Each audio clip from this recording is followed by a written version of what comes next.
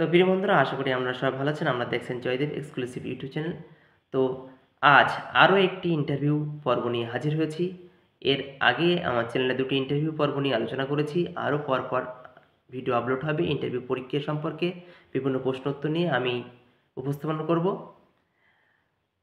তো সর্বপ্রথম বলে রাখি, যে কোনো চাকরির পরীক্ষা আমাদের জীবনে খুবই গুরুত্বপূর্ণ। কারণ পড়াশুনো শিখে সবাই একটা চাকরি পেতে চায়, তার জন্যই তো পড়াশুনো। তো সেই পর্যায়ে অতিক্রম করতে গেলে মাঝপথে এসে যায় একটি পর্ব, সেটি হচ্ছে ইন্টারভিউ প্রক্রিয়া। অর্থাৎ লিখিত পরীক্ষা পাশ করার পরেও ইন্টারভিউতে কিন্তু সফল হতে হয়। সেখানে ২ নাম্বার থাকুক, ৫ নাম্বার থাকুক আর ১০ নাম্বার থাকুক।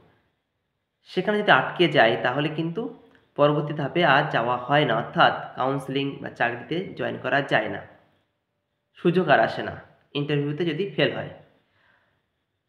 এটি এমন একটি প্রক্রিয়া, মনে করেন টিকিট। যেমন আপনার কাছে টিকিট না থাকলে ট্রেনে উঠবেন না, উঠতে দেবে না। প্লাস প্লেনে উঠবেন না, উঠতে দেবে না। তাহলে সেক্ষেত্রে আপনার ইন্টারভিউ পরীক্ষা হচ্ছে একটি টিকিটের মতো। এই টিকিট থাকলেই, অর্থাৎ সফল হলেই, তাহলে কিন্তু আপনি পরবর্তী ধাপে যেতে পারবেন বা চাকরিতে জয়েন করতে পারবেন। তাহলে ইন্টারভিউ হচ্ছে একটি মাধ্যম, সেই মাধ্যমকে আমাদেরকে অতিক্রম করতে হবে। এবার বলি, এই বিষয়টি এমন কোনো জটিল প্রক্রিয়া নয় যাতে আমরা অসফল হব। অনেকেই বিভ্রান্তি তৈরি করে, ইন্টারভিউতে বিভিন্ন সমস্যা সৃষ্টি হবে, এই হবে সেই হবে, অনেক কিছু করে। কিন্তু আমি যদি মানসিকভাবে প্রস্তুতি নিই এবং সঠিক জিনিসটা উপলব্ধি করতে পারি এবং নিজের মাথার মধ্যে গেঁথে নিতে পারি, তাহলে কিন্তু ইন্টারভিউতে সহজ সরলভাবে উতরে যেতে পারি। ঠিক আছে? তো প্রথম পর্ব, সেটি হচ্ছে ইন্টারভিউতে আপনাকে উপস্থাপন হওয়ার আগে যেটিতে আমরা নজর দিতে হবে সেটি হচ্ছে আপনার ড্রেস কোড। ড্রেস কোডটি আপনাদেরকে কিন্তু ফর্মাল ড্রেস পরতে হবে। তাহলে ফর্মাল ড্রেস কি? এই যেমন আমি গেঞ্জি পরে আসি, এটাকে কিন্তু ফর্মাল ড্রেস বলা হয় না। ফর্মাল ড্রেস হচ্ছে হাতা লম্বা জামা এবং কাটানো প্যান্ট। ঠিক আছে? তো এক্ষেত্রে আমি বলবো ইন্টারভিউতে জিন্স পরে যাবে না, প্রথম কথা। দ্বিতীয় কথা, ফর্মাল ড্রেস পরে যাবে। যদি ফুল হাতা না থাকে আপনার, হাফ হাতা। সঙ্গে সঙ্গে কি? সঙ্গে কালার কোনো গেঞ্জি জামা পরবেন না। সাদা, ব্লু, নেভি ব্লু ইত্যাদি কালারে কিন্তু আপনারা জামা পরে যাবেন এবং প্যান্টটা যে কোনো কালারে হলে হবে, কিন্তু ফর্মাল হতে হবে।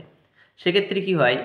সেক্ষেত্রে ইন্টারভিউ বোর্ডে যারা থাকেন তারা কিন্তু আপনাদের সম্পর্কে একটু ধারণা তৈরি করে নিতে পারেন ড্রেস কোড দিয়েই। হ্যাঁ, ড্রেস কোড দিয়ে কিন্তু বিচার বিবেচনা করে নিতে পারেন। আরেকটি পয়েন্ট, যেটি হচ্ছে আপনাকে টেনশন মুক্ত থাকতে হবে।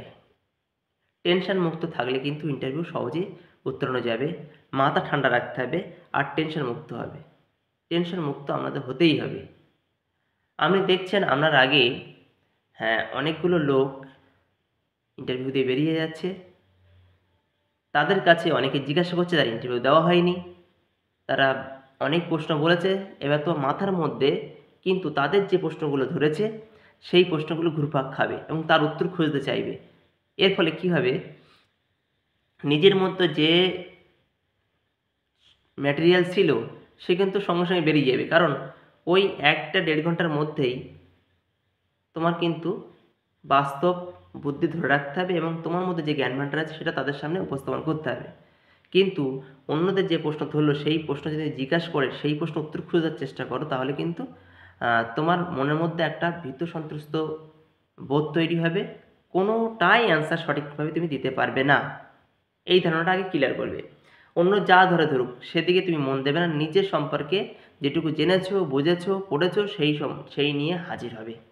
তারপরে ইন্টারভিউ কক্ষে ঢোকার পরে তারা যা যা জিজ্ঞেস করবেন করবেন। এবার বলি আরেকটি পয়েন্ট, ইন্টারভিউ প্রক্রিয়ায় অংশগ্রহণ করতে গেলে প্রথমে তোমার কি হয়?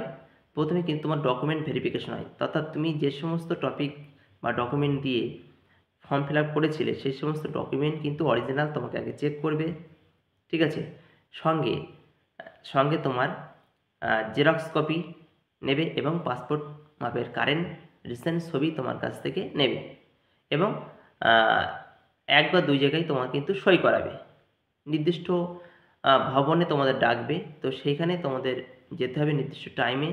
গেলে কিন্তু লাইন অনুযায়ী অর্থাৎ তোমার সিরিয়াল নাম্বার অনুযায়ী ডাকবে, গেলে তোমার বসতে দেবে এবং সেই অনুযায়ী তোমাকে কিন্তু সই সিগনেচার করে নেবে।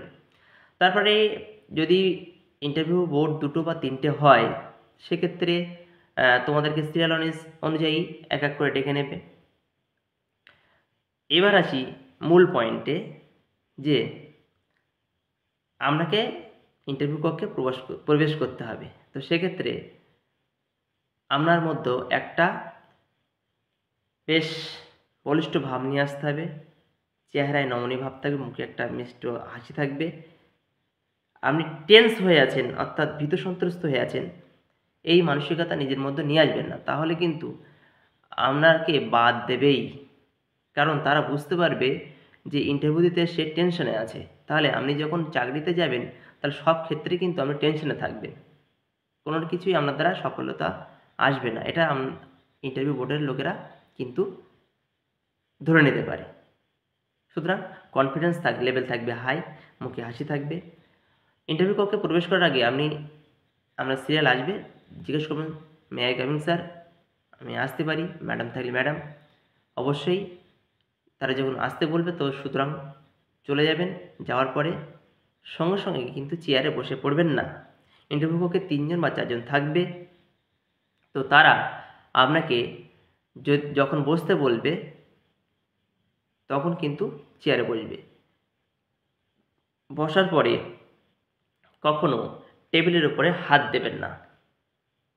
এই ধারণাগুলো আপনার আগে তৈরি করতে হবে। ইন্টারভিউ প্রশ্ন আমি পরে যাব, আগে আমি বেসিকটা জেনে নিই বা বেসিকটা তোমাদেরকে জানিয়ে দিই, ঠিক আছে?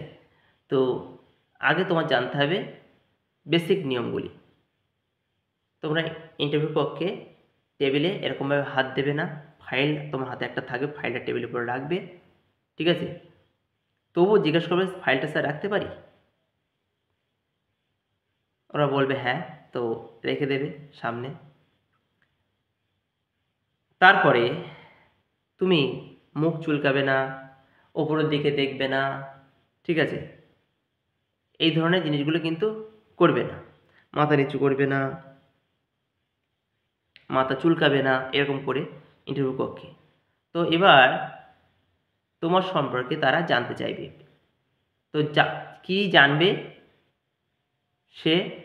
তুমি জানবে শুধুমাত্র তোমার ইন্টারভিউ কক্ষে ইন্টারভিউ বোর্ডের লোকেরা তোমাকে কি কি প্রশ্ন করছে, ঠিক আছে? যে সমস্ত প্রশ্ন হতে পারে সেই প্রশ্নগুলি আমরা কিন্তু আমাদের সামনে প্রোভাইড করছি, অর্থাৎ আমরা কিন্তু বিভিন্ন ইন্টারভিউতে গিয়েছি, সফলতা পেয়েছি, সেই ধারণা কিন্তু আমাদের সামনে উপস্থাপন করব। তো আপনি যখন অ্যান্সারটা দেবেন, চোখে চোখ রেখে কিন্তু অ্যান্সার দেবেন, ঠিক আছে? যে স্যার বা ম্যাডাম প্রশ্ন করছে 3 দিন, 1 2 3 4, 4জন 5জন থাকতে পারে, 3জন থাকতে পারে, 2জন থাকতে পারে ক্যান্ডিডেট হিসেবে। ক্যান্ডিডেট যদি সংখ্যা যদি বেশি হয় তাহলে বোর্ডের লোক যদি 5জন হতে পারে, 3জন হতে পারে, 4জন হতে পারে। সর্বমোট আমি দেখেছি 4জন করে থাকে বোর্ডে। তো যে অ্যাঙ্গেলে যে সমস্ত স্যার ম্যাডামরা তোমাদের প্রশ্ন করবেন তাদেরকে দিকে তাকিয়ে কিন্তু তুমি উত্তর দেবে, ঠিক আছে? আর এরকম চোখ বন্ধ করবে না। আর একটা জিনিস, যে প্রশ্নটি তুমি জানবে না সেই প্রশ্নটি কিন্তু তুমি সরাসরি বলে দেবে, স্যার আমি এটা বলতে পারছি না, এই মুহূর্তে মনে করতে পারছি না, আমি পরে জেনে নেব এই জিনিসটি, সরাসরি।